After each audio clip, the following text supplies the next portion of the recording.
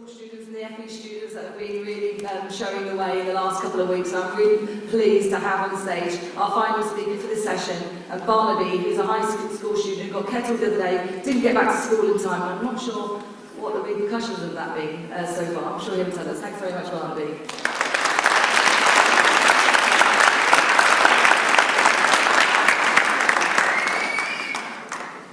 Well, I might be in detention all week, and the school might not be very happy, but we sure showed something much bigger last Wednesday.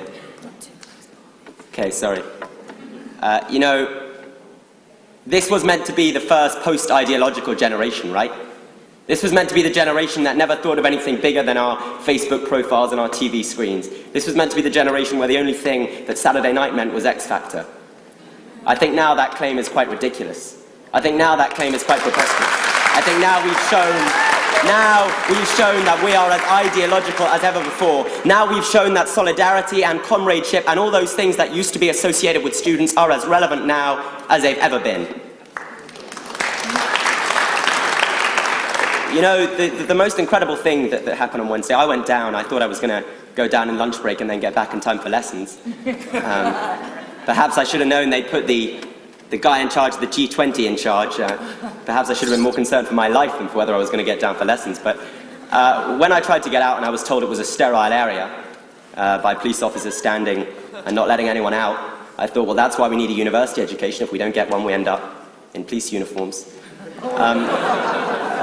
You know, when I was kettled in there, I was with thousands and thousands of school students who'd come down with their ties around their heads in their school uniforms, and yeah, they were cold, who'd come down, who'd never been on a protest before, who'd never joined a political party or been involved in a political movement before, who didn't have any economic knowledge or political degrees, but they were there because they believed in something. They were there because they believed in something bigger, and they were there because they knew that either, you know, there weren't a million choices, there were two choices. Either they laid down and took whatever the government threw at them, or they stood up and fought back. And so those school students who'd never been involved in anything before stood up and they fought back.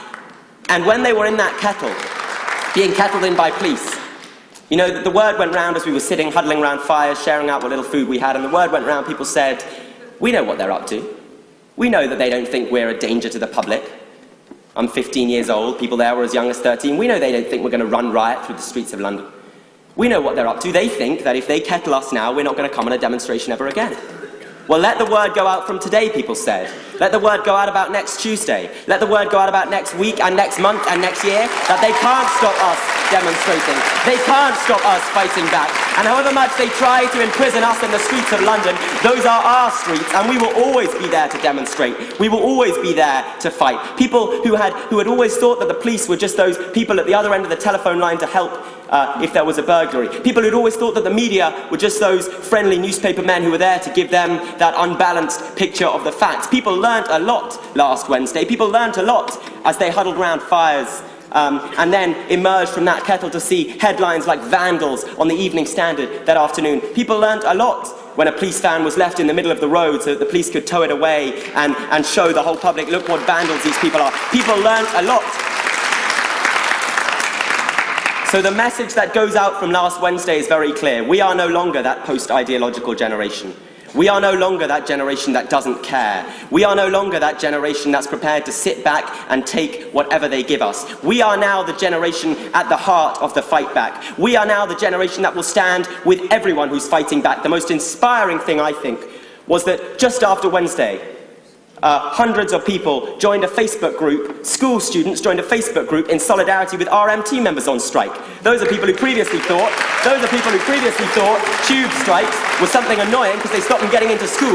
Now they think they've got to link arms and fight back with everyone. So we want to show solidarity with everyone who's fighting back. We hope you'll show solidarity with us and send a strong message to this government that they can't throw their cuts at us. We're going to stand up and we're going to fight back.